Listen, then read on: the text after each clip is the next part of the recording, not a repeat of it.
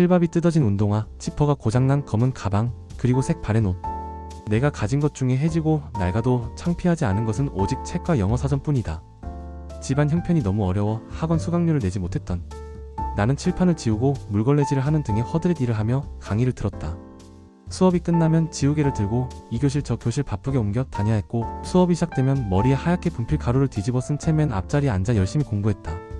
엄마를 닮아 숫기가 없는 나는 오른쪽 다리를 심하게 절고 있는 소아마비다. 하지만 난 결코 움츠리지 않았다. 오히려 내 가슴 속에선 앞날에 대한 희망이 고등어 등짝처럼 싱싱하게 살아 움직였다. 짧은 오른쪽 다리 때문에 뒤뚱뒤뚱 걸어 다니며 가을에 입던 옷, 잠바를 한겨울에까지 입어야 하는 가난 속에서도 나는 이를 악물고 손에서 책을 놓지 않았다. 그러던 추운 어느 겨울날, 책 살 돈이 필요했던 나는 엄마가 생선을 팔고 있는 시장에 찾아갔다. 그런데 몇 걸음 뒤에서 엄마의 모습을 바라보다가 차마 더 이상 엄마에게 다가가지 못하고 눈물을 참으며 그냥 돌아서야 했다. 엄마는 낡은 목도리를 머리까지 칭칭 감고 질척이는 시장 바닥에 자판에 돌아앉아 김치 하나로 차가운 도시락을 먹고 계셨던 것이다. 그날 밤 나는 졸음을 깨려고 몇 번이고 머리를 책상에 부딪혀 가며 밤새워 공부했다. 가엾은 나의 엄마를 위해서 내가 어릴 적에 아버지가 돌아가신 뒤 엄마는 형과 나 두 아들을 힘겹게 키우셨다. 형은 불행히도 나와 같은 장애인이다.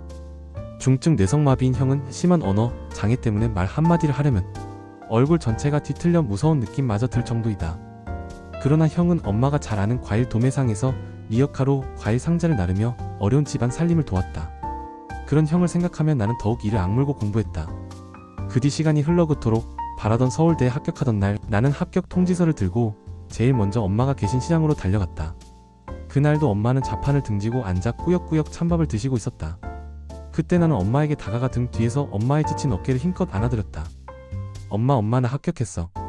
나는 눈물 때문에 더 이상 엄마 얼굴을 볼 수 없었다.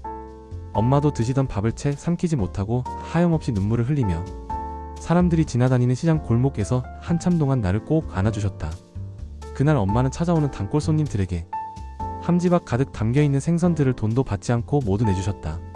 그리고 형은 자신이 끌고 다니는 리어카에 나를 태운 뒤 입고 있던 잠바를 벗어 내게 입혀주고는 알아들을 수도 없는 말로 나를 자랑하며 시장을 몇 바퀴나 돌았다. 그때 나는 시퍼렇게 얼어있던 형의 얼굴에서 기쁨의 눈물이 흘러내리는 것을 보았다.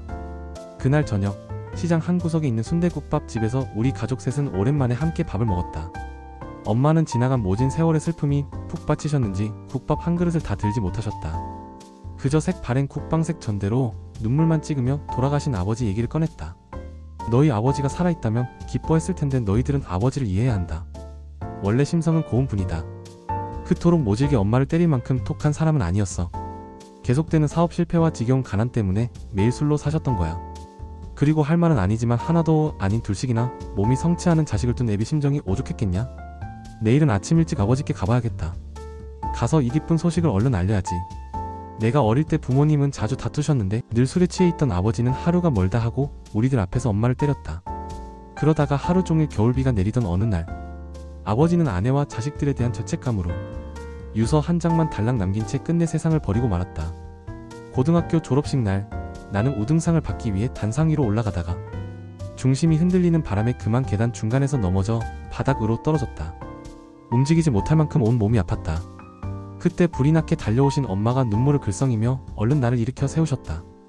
잠시 뒤 나는 흙 묻은 교복을 털어주시는 엄마를 힘껏 안았고 그 순간 내 등 뒤로 많은 사람들의 박수 소리가 들려왔다.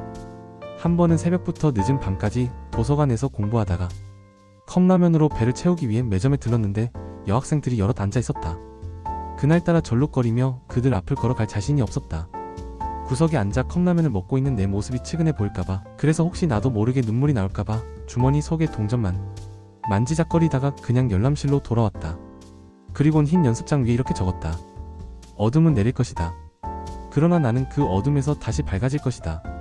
이제 내게 남은 건 굽이굽이 고개 넘어 풀꽃과 함께 누워 계신 내 아버지를 용서하고 지루한 어둠 속에서도 꽃등처럼 환히 나를 깨워준 엄마와 형에게 사랑을 되갚는 일이다. 지금 형은 집안일을 도우면서 대학 진학을 목표로 열심히 공부하고 있다.